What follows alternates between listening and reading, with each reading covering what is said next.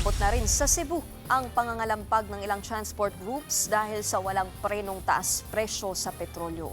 At live mula sa Cebu City, may express report si John Arowa ng News 5 Visayas.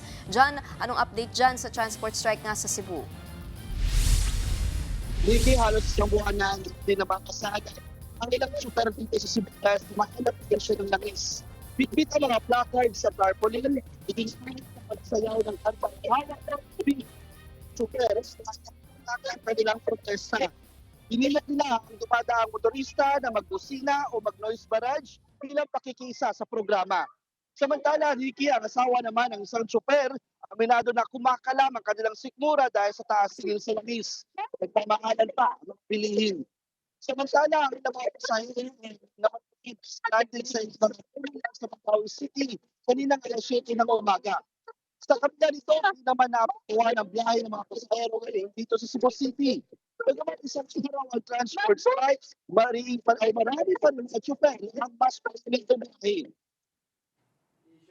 Nikki, mga chichar, dito sa downtown Tolon, para sa gandang malaking kilos sa protesta. Dito sa kinakalangipag ng mga militante grupo at ang Department of Labor and Development dito sa Region 7. Mag-aayos sila ng petition para sa emergency wage increase. Hindi na raw kasi sapat ang sinihin nila tutusan ang araw-araw na pangangailangan. Yan ang latest dito sa Cebu. Okay. Okay, yan ang express report ni John Arowa. Mga kapatid, Nikki de Guzman po. Para sa pasada ng mga rumaratsyadang balita, mag-follow at mag-subscribe na sa social media pages ng News 5.